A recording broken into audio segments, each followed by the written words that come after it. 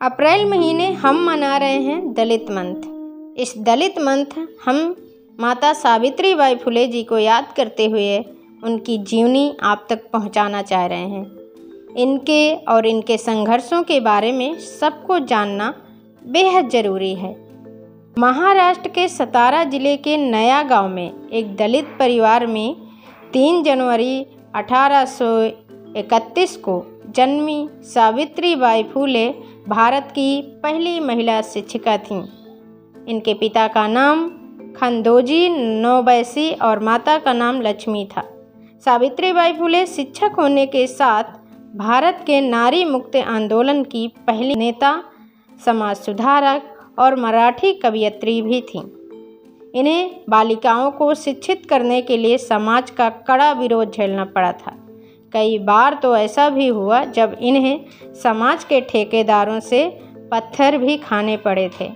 आज़ादी के पहले तक भारत में महिलाओं की गिनती 2ym दर्जे में हुआ करती थी। आज की तरह उन्हें शिक्षा का अधिकार नहीं था। वहीं अगर बात 18वीं सदी की करें तो उस समय महिलाओं का स्कूल जाना भी पाप समझा जाता था। ऐसे समय में सावित्री बाई फुले ने जो कर दिखाया वह कोई साधारण उपलब्धि नहीं थी। वह जब स्कूल पढ़ने जाती थीं तो लोग उन पर पत्थर फेंकते थे। इस सब के बावजूद वह अपने लक्ष्य से कभी नहीं भटकीं और लड़कियों व महिलाओं को शिक्षा का हक दिलाया। उन्हें आधुनिक मराठी काव्य का अग्रदूत माना जाता है। भारत की पहली महिला शिक्षिका सावित्री बाई ने अपने पति समाज सेवी महात्मा ज्योतिबा फुले के साथ मिलकर 1848 में उन्होंने बालिकाओं के लिए एक विद्यालय की स्थापना की थी।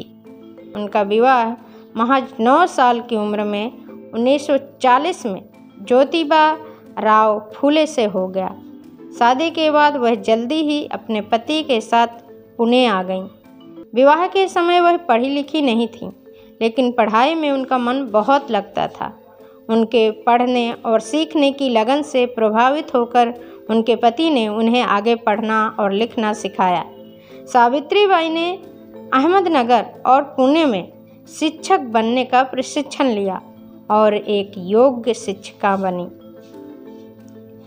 सावित्री बाई ने 3 जनवरी 1848 में पुणे में अपने पति के साथ मिलकर विभिन्न जातियों की 9 छात्राओं के साथ महिलाओं के लिए पहले स्कूल की स्थापना की। 1 वर्ष में सावित्री बाई और महात्मा फुले 5 नए विद्यालय खोलने में सफल हुए। तत्कालीन सरकार ने इन्हें सम्मानित भी किया।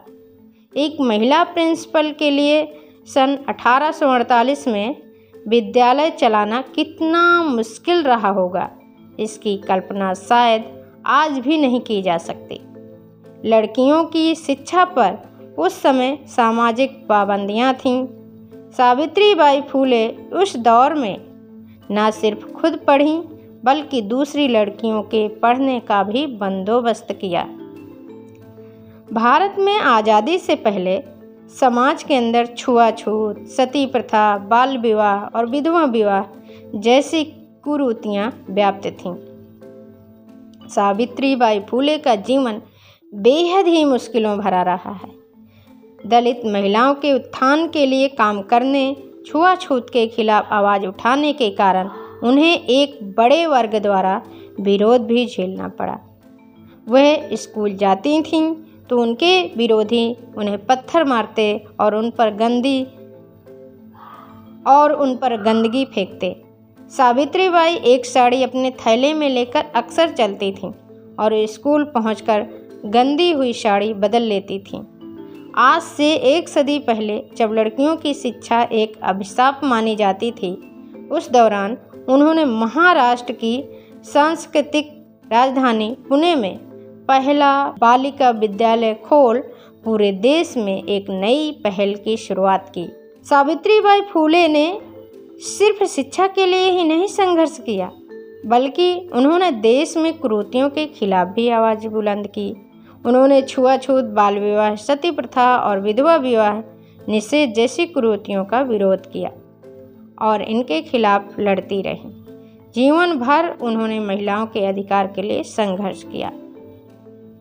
समाज में महिलाओं को हक दिलाना था उनका लक्ष्य। देश में विधवाओं की दुर्दशा भी सावित्री बाई को बहुत दुख पहुंचाती थी।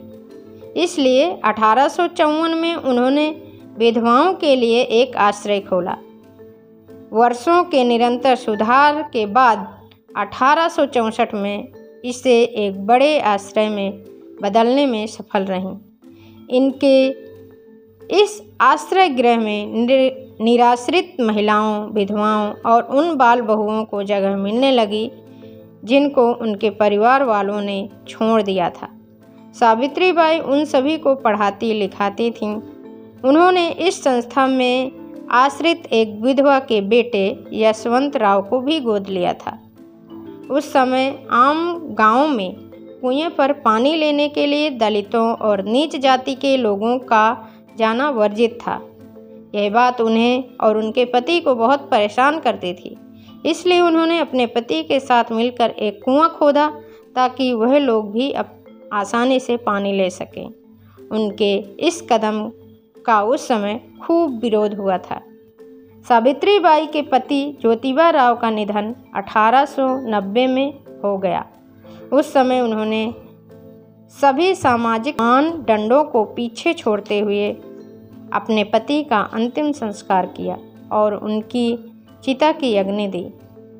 इसके करीब 7 साल बाद जब 1897 में पूरे महाराष्ट्र में प्लेग की बीमारी फैली तो वो प्रभावित क्षेत्रों में लोगों की मदद करने निकल पड़े। इस दौरान वे खुद भी प्लेग की शिकार हो गईं और 10 मार्च 1897 को उन्होंने अंतिम सांस ली। उनका सत नमन और अभिवादन करते हैं। खबर लहरिया, आपकी खबर आपकी भाषा।